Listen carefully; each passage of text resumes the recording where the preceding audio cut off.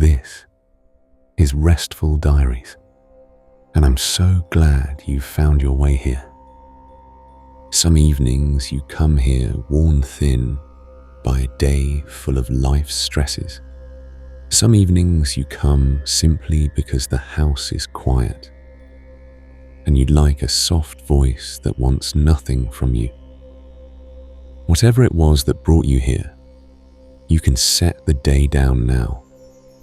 The next hour is yours, and there is nothing left for you to do but relax and unwind into a deep and restful sleep. Let your body unfurl. Let your shoulders come down from where the day has had them. Let the room around you grow smaller and warmer until there is only one voice and a small shop full of clocks, ticking quietly, none of them in any hurry to be anywhere. That shop, tonight, is in a small town in England, in the autumn of 1924. It sells clocks and watches and mends them. It has a bow window onto the street, a workbench worn pale in the middle, and more clocks on its walls than anyone has troubled to count. All of them ticking, but not quite together. The young man who keeps it is called James. He came to Walter the Clockmaker as an apprentice at 16 and learned at his bench for 6 years. The small repairs first, and the larger ones after. Upon Walter's unfortunate passing in the late summer, he left James the shop and the rooms above it through his will. In the back room, there is one clock standing silent that Walter had not yet finished, and James has not yet found the courage to begin its mending. You'll hear of the morning winding round, and of a station master who sets his watch by the shop, of a notebook in Walter's hand that James is slowly learning to read, of a young girl who stops at the window every afternoon, and of a closed door at the top of a narrow stair, the rooms beyond it, all James's now by the will, but has not yet entered. If these slow, quiet diaries give you a soft place to end the day, please subscribe to our channel. It helps other tired souls find their way here, one quiet evening at a time. Now, the 6th of October, a Monday, and a new diary has opened. Let's begin. Monday, the 6th of October, 1924. I've not kept a diary before. Walter kept his notebook for his work, and I always thought one book of records in a shop was enough. But the evenings are long now, and the shop is quiet after 5, and there is no one at the bench to ask things of. And I find I would rather write a page than sit and listen to the clocks alone. I open the shop at 8:30, as Walter did. The winding comes first. The 8-day clocks on a Monday, the regulator by the door, the bracket clocks along the shelf, each in its order.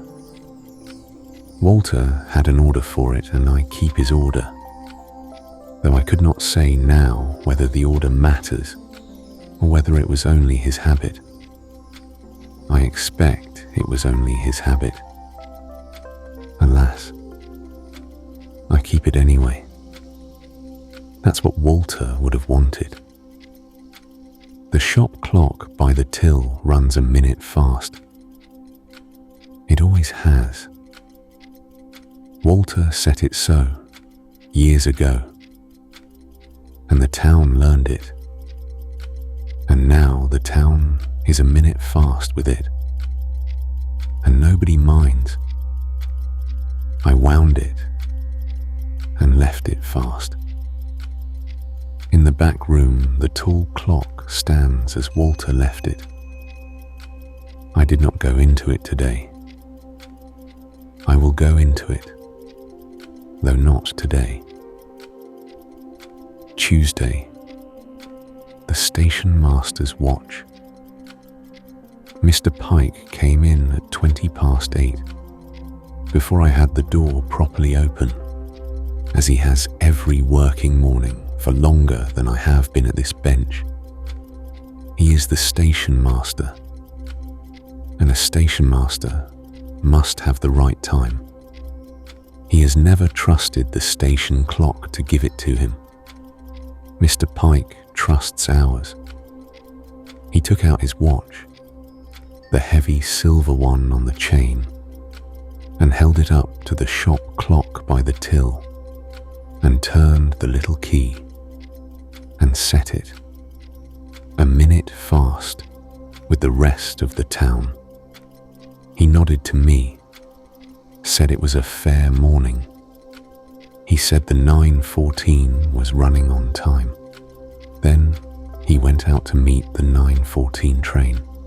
He did not say anything about Walter, and I was grateful for it. There are people who cannot come into the shop now without arranging their face first, and I see them do it through the window before the bell goes. It grows tiring to be met with an arranged face more and more each passing day now. Mr. Pike came in and looked at the clock, not at me. He set his watch and went. It was the kindest thing anyone did for me today. Wednesday, the girl at the window. There is a young girl who stops at the window. I had noticed her before, in the summer, when there were other things to notice, and I did not write things down. She comes by in the afternoon, when school lets out, and she stops at the shop window and puts her face close to the glass and looks at the clocks. She is perhaps 8 or 9. She has a satchel that is too big for her, and a coat that she will grow into. She does not look at the watches in the front of the window the way grown people do, pricing them. She looks past them, into the shop, at the tall clocks on the back wall, the long case clocks, the ones with the slow pendulums. She looked today for the length of time it takes a slow pendulum to swing perhaps 40 times. I counted without meaning to, and I watched as she turned. And with a smile, she went on home. I do not know her name. I stood behind the counter and did not wave, because I did not want to startle her off. But it was a small good thing to be looked into rather than looked at. Thursday, the back room. I went into the back room today.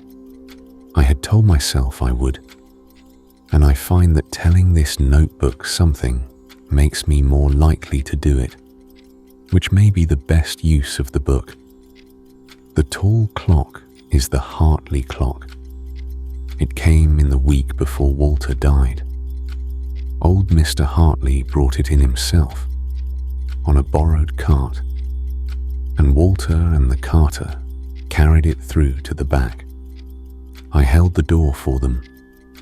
Walter looked at it, the way he looked at a clock that interested him, and said he would have it going by the month's end. It was Mr. Hartley's late mother's clock, Mr. Hartley said. It had not run right in a year. It has not run at all since. The pendulum hangs still. The weights are down. The case is a dark oak, taller than I am, with a painted face, a moon, and the months around the dial. Walter's tools are on the bench beside it, laid out in the row he laid them in, and I have not moved them. The dust has come down on them evenly, the way dust does on things that are not touched. I looked at the Hartley clock for a while. I did not touch it. I only looked on it for a few minutes more and told myself, that is Thursday's work. Friday, Walter's hand. Walter's notebook is on the bench where he kept it. I have known the notebook 6 years and never read it, because it was his, and because it is written in a hand that is half his own shorthand and not meant for me. I read it tonight, or I began to. He wrote small. He used marks I half know. A little circle for the mainspring, a cross for the escapement, his own quick signs for the parts a clockmaker handles 100 times a week and will not write out in full. Down the margins, he wrote to himself, the way a man talks to himself at a bench. Wants care. Done before. See Tuesday. Not as bad as it looks. I found the Hartley page near the back. His writing on it is close and quick. I can read some of it. I cannot yet read all of it. There is a diagram and a list and a margin note I have not made out. It is a strange thing to have stood beside a man at his bench for 6 years and to be only now reading his hand. But it is his hand, and it is still here, and if I learn it, I can follow where he was going. Saturday, the half day. Saturday is a half day in the town. The shop is busy enough in the morning, with people in to collect, and the watch trade that comes on a Saturday because the working men are free. And then at 1 o'clock, the town shuts and the street goes quiet. I stayed in the shop through the afternoon. There was nowhere I had to be. I wound the clocks that wanted winding, and I sat at the counter with this book and listened. A shop of clocks is never silent and never loud. There are perhaps 40 of them on the walls and the shelves, and they tick, and no two tick together. It is not a tidy sound. It is many small sounds that lean against each other. Now and then one of them gathers itself and chimes, and a moment later another, slightly behind, and the regulator by the door says nothing at all, because Walter took the strike off it years ago so that it would only keep time and not announce it. At first the sound was a great deal. Today I found it company. I do not know which of those is the truer way to hear it. Perhaps both, on different days. Sunday, the closed door. The shop is shut on a Sunday, and the day is long. I go to Mrs. Ash's for the meal at midday, and read in her parlour an hour after. And the rest of the day is mine. The rooms above the shop are mine now, by Walter's will. I have not gone up to them. The narrow stair at the back of the shop ends in a door at the top, and the key is in my pocket, and I have not turned it. Walter lived alone up there since his wife died, years before I came to him, and to me those rooms have always been Walter's, and I have not yet found the moment to call them anything else.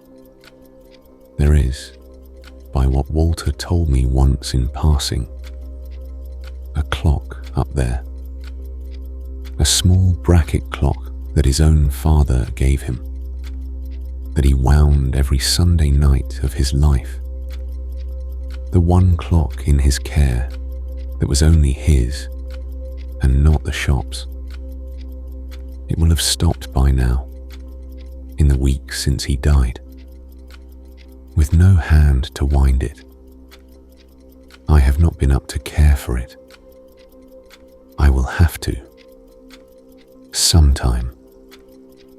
Not yet. I know that a clock is only a clock.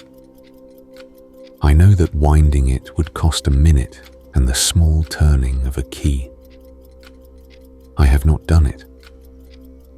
I cannot yet say why, in a way that would look sensible written down. So I will only write that I have not done it, and leave it there. Monday, Mrs. Ash.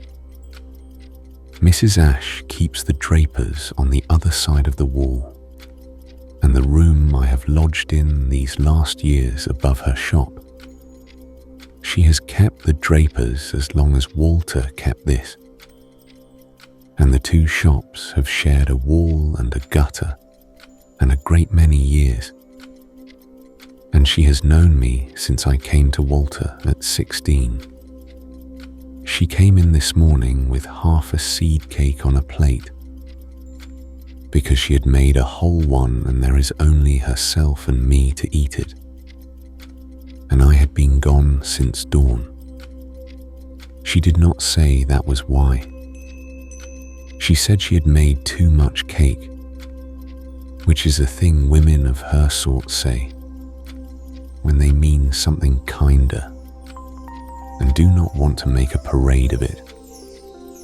We had a slice each at the counter and a cup of tea. She did not ask me how I was managing.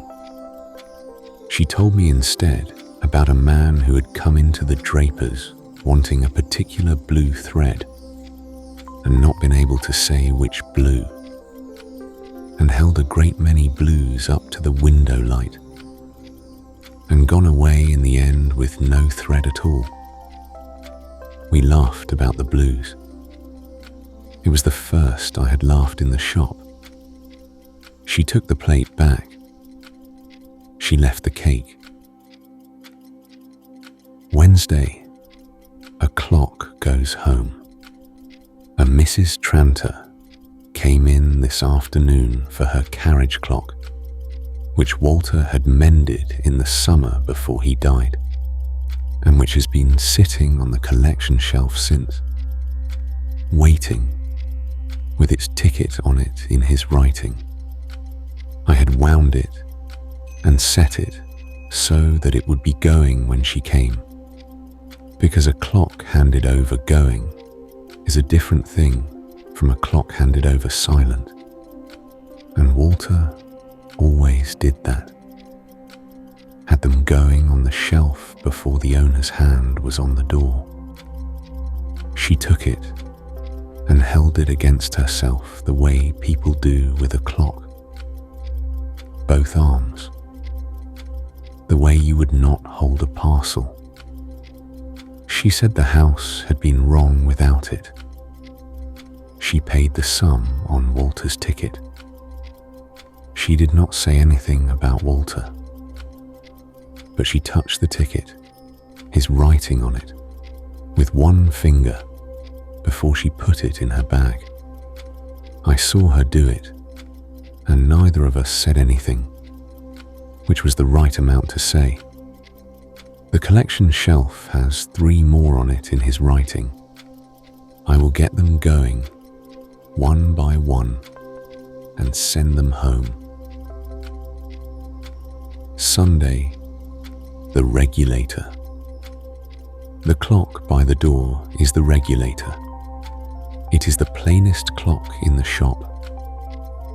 A long, narrow case, a plain white dial, no chime, no moon, no painted months.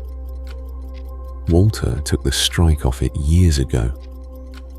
Its one work is to be right. A regulator is the clock the other clocks are judged against. Walter set it by the railway, and the railway by Greenwich. And so the regulator carries Greenwich into the shop, true time, the real time, with nothing fast about it. And then the shop clock by the till stands a minute ahead of the regulator on purpose. And the town keeps the shop clock's time. And so the town lives a minute inside Walter's small joke, with the true time standing quiet by the door the whole while, keeping itself, telling nobody. I dusted the regulator's case today. Walter was fond of it, the way you are fond of a thing that does its work and asks for nothing. He said once it was the most honest clock he had and the least listened to. I have been thinking about that since I wrote it down just now. I think a good many honest things are the least listened to. Tuesday, a watch to clean. A small job came in. A Mr. Dalton, who I do not know well, brought in a pocket watch that was running, but running dirty, slow and uneven, the way a watch goes when it has not been cleaned in too many years. He wanted it seen to. He looked at me a little uncertainly when he said it, and I understood the look.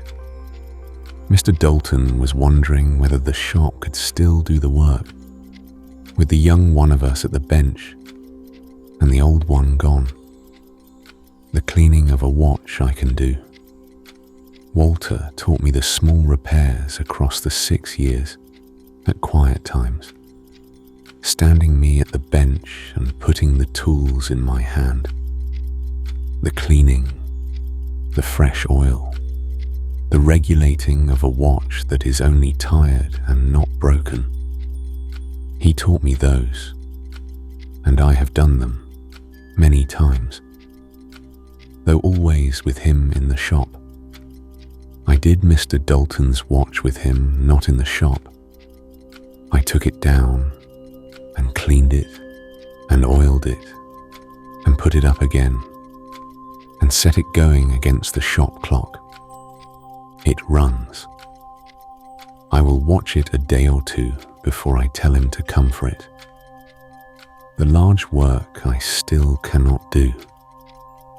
The Hartley clock still stands, but the small work I find is still in my hands. Wednesday, market day. Wednesday is market day, and the town comes past the bow window. I do not sell much on a market day, clocks not being a thing people buy off a stall in their heads on the way to buy a fowl.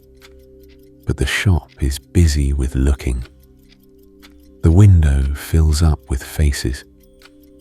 The carts go by. The street, which on other days has its handful of people each going somewhere particular, is on a Wednesday a slow river of people not going anywhere very fast at all. I like the shop on a market day. I like it that the window I keep, with the watches laid on the faded velvet and the clocks behind, is one of the windows the town goes past and half looks in at without knowing it is looking. Walter kept this window 30 years. His father kept a window before him in another town.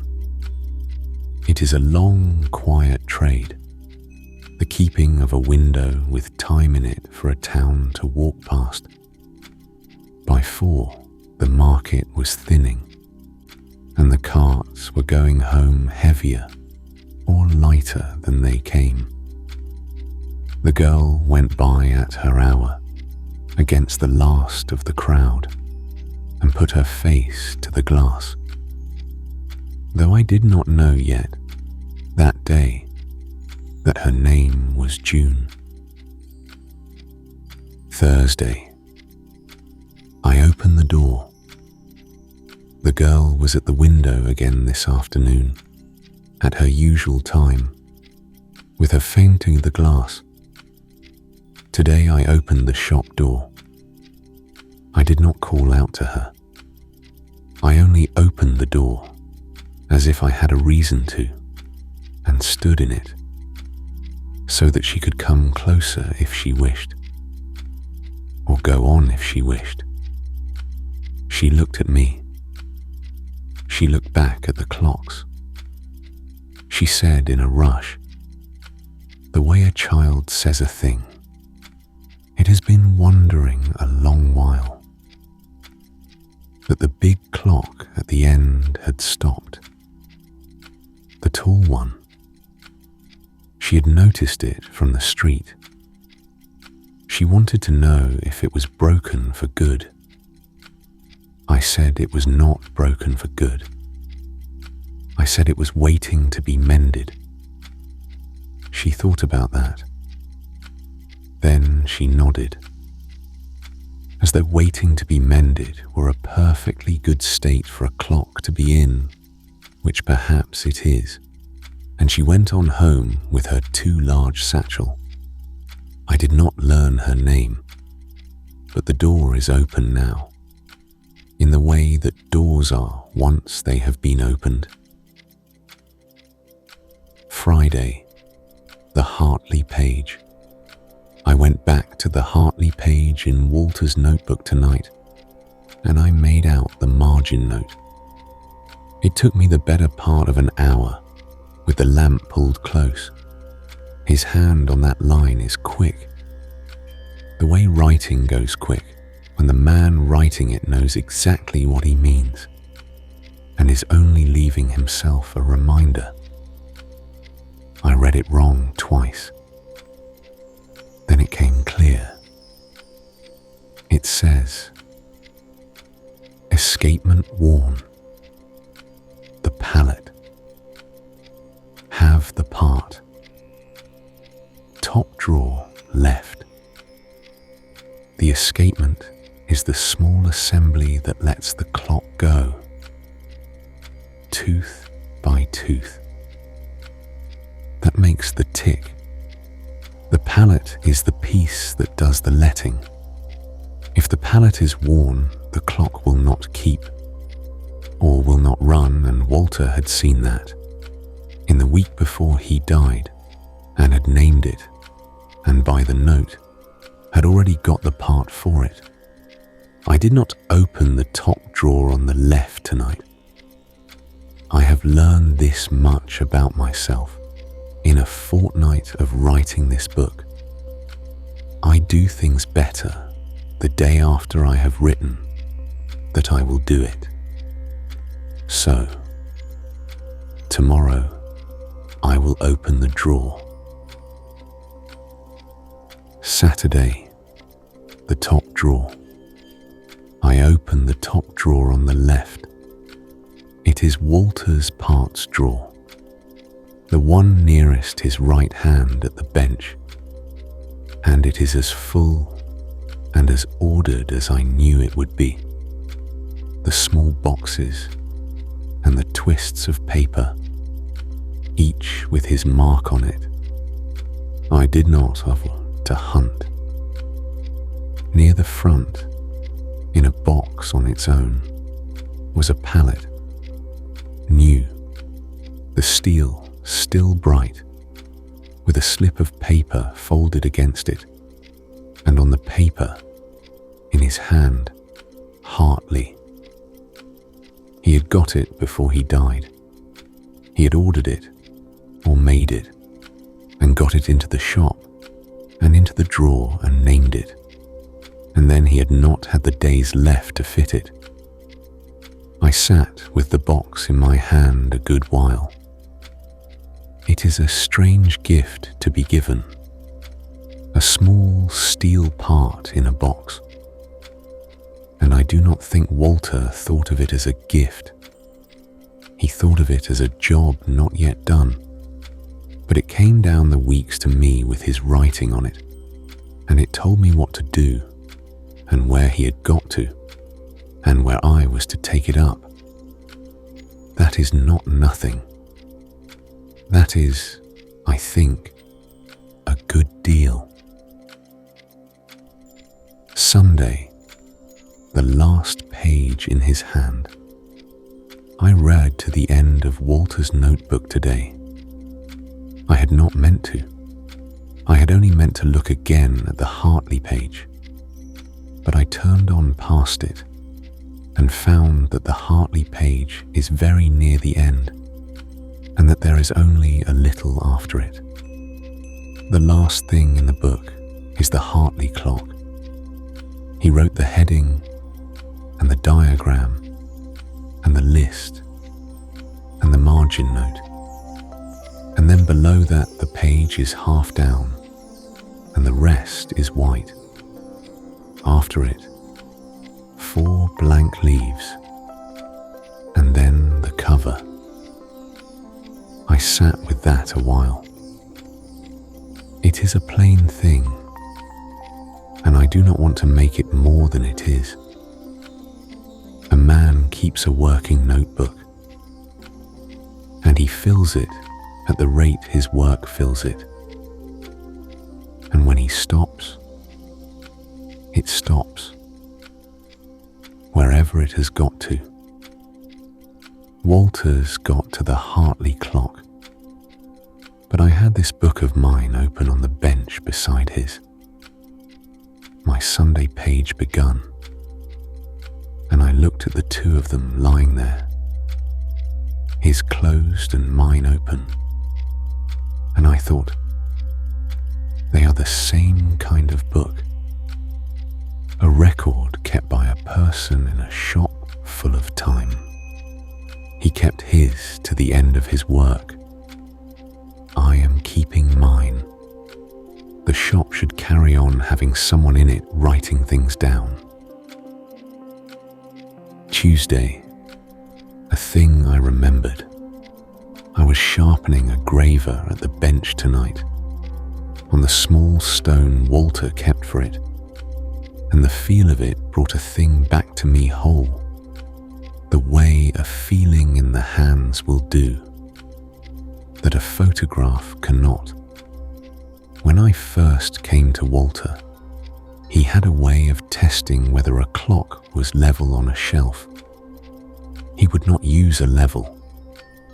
He would stand back and look, and then put one finger on the top of the cone, very light, and feel it somehow in the finger.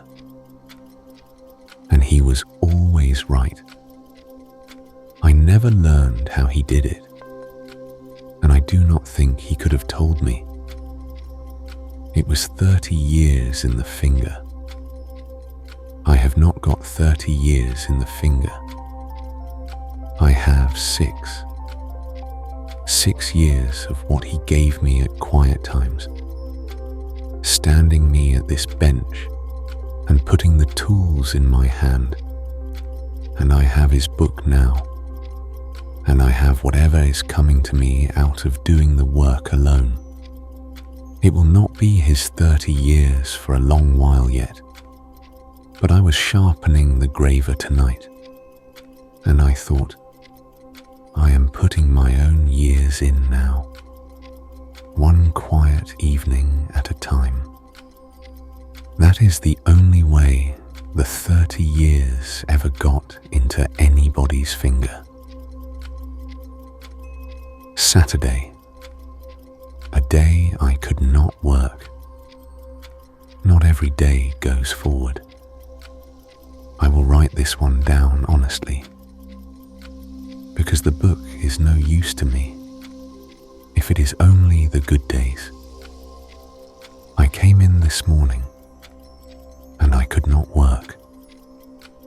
There was no cause I could point to. The shop was as it always is, the clocks going, the light coming in at the bow window. I wound what wanted winding, and then I sat at the counter with the box from the drawer in front of me, not opened further, and I could not make myself go through to the back room, nor take up a watch, nor do anything but sit.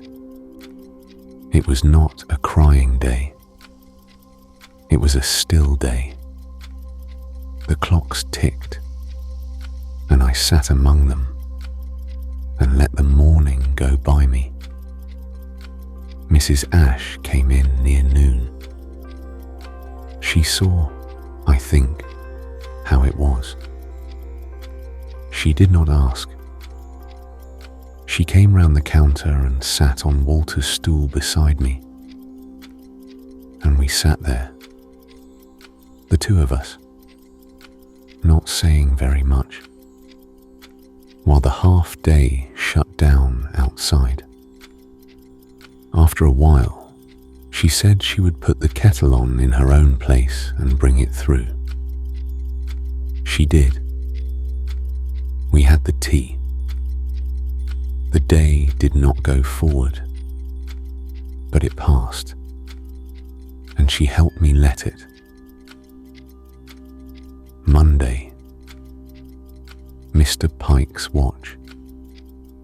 Mr. Pike did not set his watch and go this morning. He stood at the counter with it in his hand and said it had begun to lose. A minute across a day, he said. Maybe more. And a station master cannot have a watch that loses. The trains being no respecters of a man whose watch is wrong. I told him to leave it with me.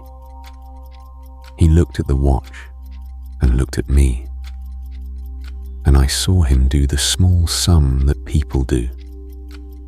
Then he set the watch down on the counter and said he would call for it in a day or two.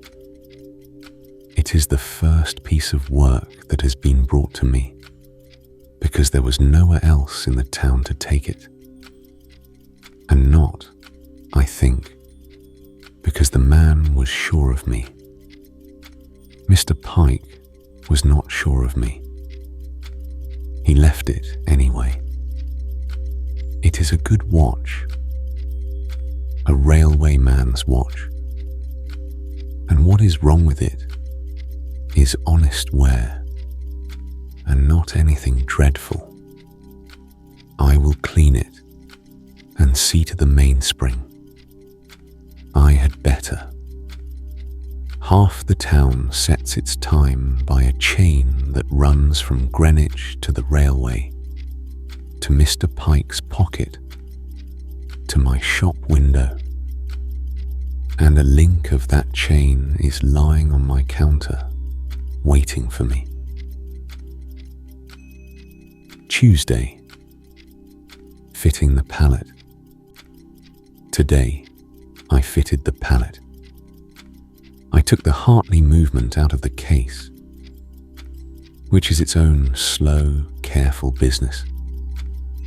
The weight's off, the pendulum off, the hands, the dial, the movement free of the seatboard and onto the bench under the good lamp. Walter's notebook open beside it at the Hartley page, and his row of tools, the dust blown off them now, the fitting itself the notebook gave me, step by step, in his shorthand that I can read now, mostly the old palette out, the new one, the bright one from the drawer, in. There is an adjustment to it, a fineness, the getting of the depth right so the escape wheel meets it true, and that I did slowly and more than once, and with my heart going, because this is the large work, and I have not done the large work alone before, but my hands did it. That is the thing I want to set down. I stood at Walter's bench with Walter's tools and Walter's notebook, and I did the large work, and my hands, which he trained without either of us quite calling it training, knew a good deal of it on their own. The movement is back in the case tonight. Tomorrow I will hang the pendulum and see. Wednesday, it does not go. I hung the pendulum this morning and set the Hartley clock going, and it did not go. It took the swing I gave it and ticked. 8 times 9, I counted. And then the ticks came uneven and shortened, and it stopped. A fortnight ago, that would have undone me. Today, I stood and looked at it, and I was not undone. I was, if anything, interested. Somewhere in my reading of Walter's notebook and my fitting of his part, I have come far enough to know that a clock that will not go is not a closed door. It is a question. It is telling you something in the only way it has, and the work is to listen to what it is telling you, and not to mind that it is not yet telling you kindly. So, it runs and stops. It is not the palette, or not only the palette, because the palette is new and bright and true. It is something else, or something more. I will find it. I wrote that last line, and then I sat and looked at it. I will find it. I would not have written that in October. The book has been worth keeping, if only to show me that sentence in my own hand. Thursday, June. The girl came to the window, and today I learned her name. I had the shop door open, on the same loose pretense as before, and she stopped, and we talked across the doorway. Her name is June. She lives down past the church with her grandmother. She passes the shop because it is the way home, and not because her way is arranged around it. But she has arranged a little extra time into it, I think, for the clocks. I asked her, since she is the shop's faithfulest watcher of the tall clocks, whether she would like to see one near to. I took her through to the back room, to the Hartley clock, with its case open and its pendulum hung and its refusal to go. She did not mind that it would not go. She looked at the long brass pendulum, hanging still, and she asked why it was so heavy and so long when the little clocks had little quick pendulums. I started to answer her properly about the length of a pendulum and the time of its swing. And partway through answering her, I heard what I was saying, and I stopped, and I thought, I will look at the suspension. Out of a child's plain question, I will write tomorrow whether it was that. Friday, the suspension spring. It was that. The suspension spring. The small flat spring of steel the pendulum hangs from. At the very top, that flexes a little with every swing, and that a person cleaning and fitting and worrying at the escapement can look straight past for a week, because it is not where the trouble announces itself. June's question sent my eye up to the top of the pendulum instead of down at the escape wheel, and there it was, the spring tired, a little bent, near gone at one edge. And in Walter's notebook, when I went back and read the Hartley page again, slowly, the whole of it, at the foot, in the smallest of his quick lines, one I had passed over 3 times because I thought I had the page by heart. Check suspicious spring also. He knew. He had written it down. I had simply not been a good enough reader of his hand to take it in, until the clock and the child between them made me go back and read it again properly. I have a suspension spring to fit. The shop has the steel for it. This is small work, and small work is in my hands. Tomorrow. Friday evening, the pendulum swings. I fitted the new suspension spring this morning and hung the pendulum on it and gave it its swing, and the Hartley clock went. I will not make it more than it was. There was no bell, no moment. There was a clock that had stood silent in the back room since the late summer, and I set it going, and it kept going. The tick came even. I counted it to 100, and it did not falter. I let it run an hour and came back, and it was running. I have left it running tonight. The back room is not silent now. I went and stood in it before I locked up. In the dark, with the shop clocks ticking faint through the wall, and the Hartley clock ticking near and slow and full.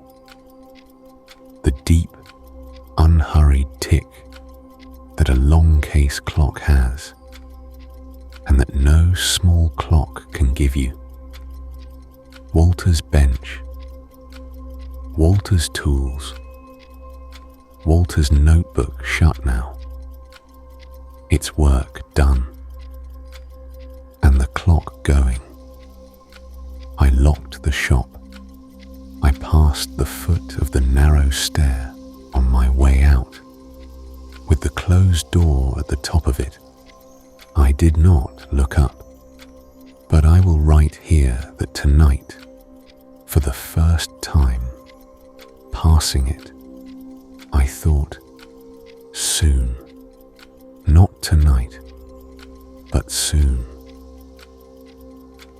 Saturday, regulating. A clock that goes is not yet a clock that is right. Today, the half day, I regulated the Hartley clock. It ran fast at first, by a few minutes in the day. And the regulating of a long case clock is done at the pendulum, raising or lowering the bob the smallest distance on its rod. A little, and then a wait. A little and then a wait. Because the clock will only tell you whether you were right by keeping a day's time and letting you see. So it is slow work, and there is a great deal of waiting in it. And Saturday, with the town shut from 1 o'clock, is the right day for slow work with a great deal of waiting in it. I set it against the shop clock by the till, which means I am setting it, like everything else in this town, a minute fast. Walter's minute. It seemed right that the Hartley clock should join the rest of the town in being a minute ahead of the truth.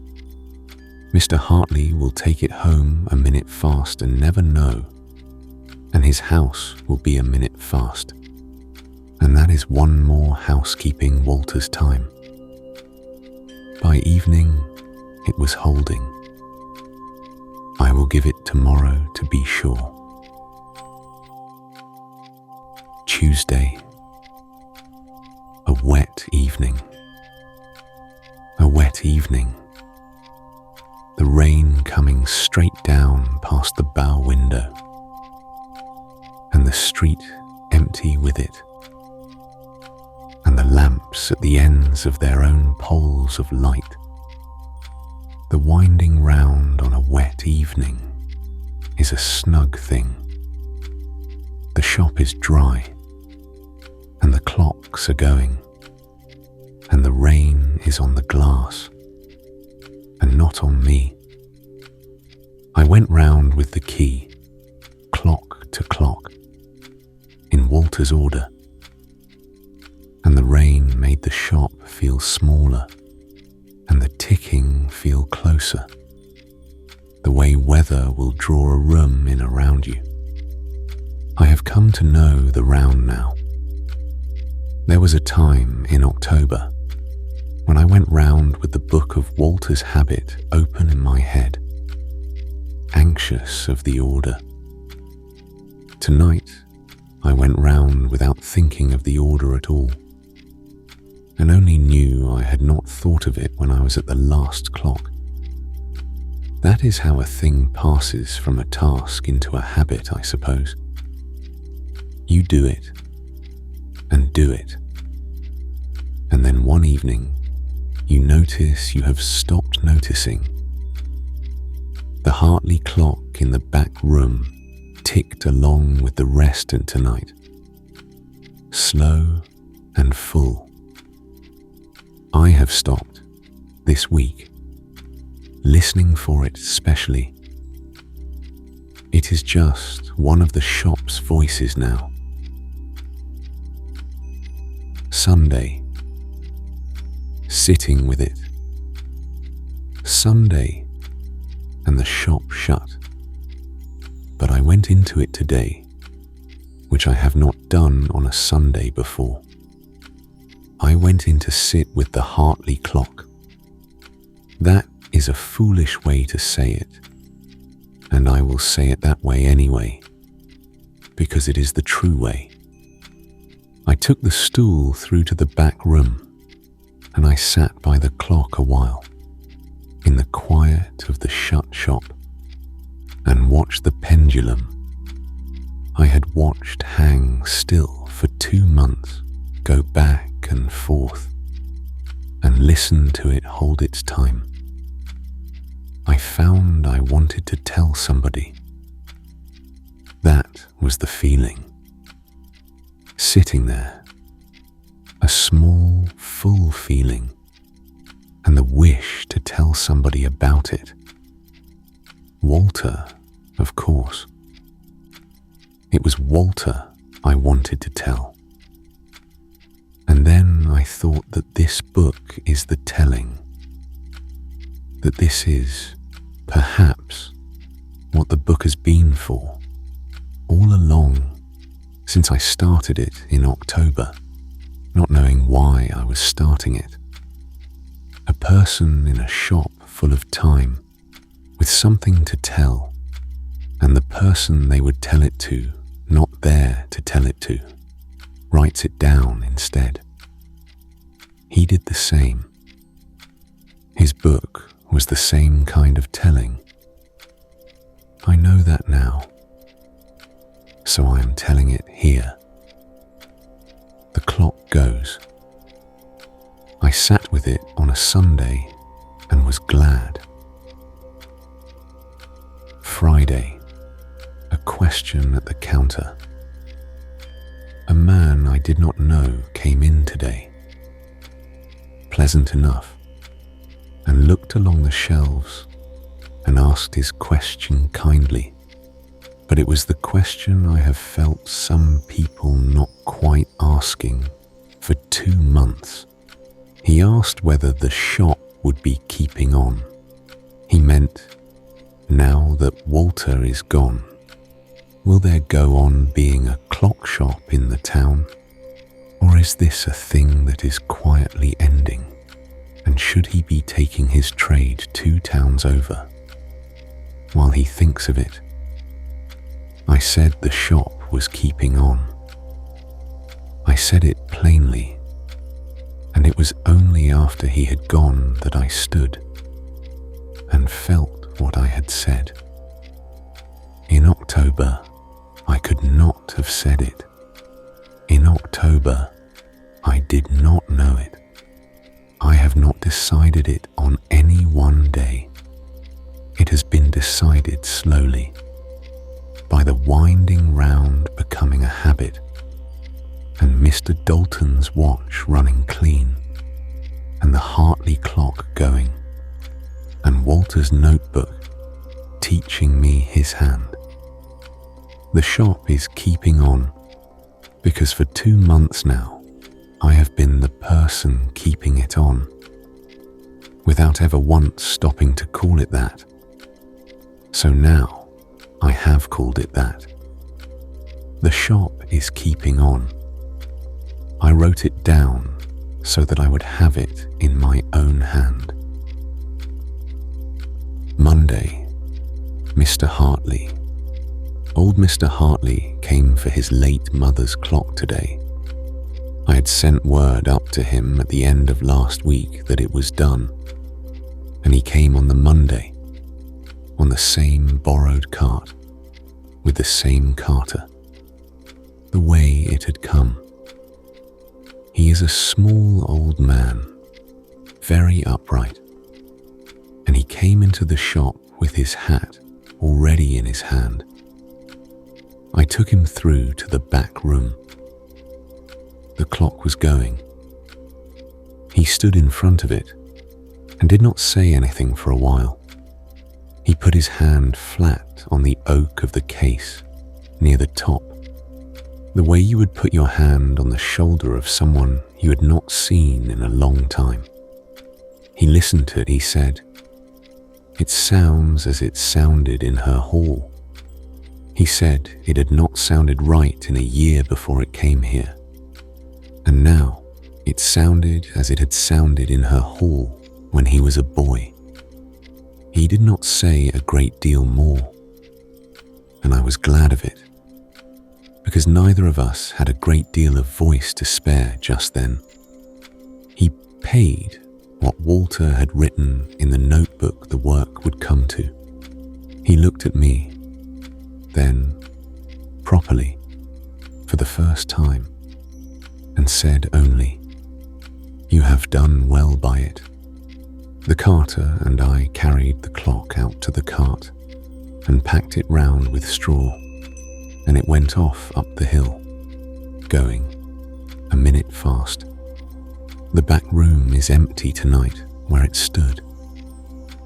I keep looking at the empty place. It is a good emptiness. It is the emptiness of a thing finished and gone home. Tuesday, the clock upstairs. This morning, I went upstairs. I did the shop first. I came in early and opened up and did the winding round in Walter's order. The 8-day clocks, the regulator, the bracket clocks along the shelf, and the shop clock by the till that runs its minute fast. I did Mr. Pike's morning, near enough, because he was at the door at 20 past with his watch out, running well again. The day started as the days start, and then, before the town was properly up, I took the key from my pocket and went to the foot of the narrow stair at the back of the shop. I went up it. The door at the top was the door I had carried the key for these 2 months without turning. I turned it now. The rooms beyond were as Walter had left them in the week he died. The front room plain and orderly. A fire that had gone cold long ago. A book face down on the arm of the chair where he had been reading.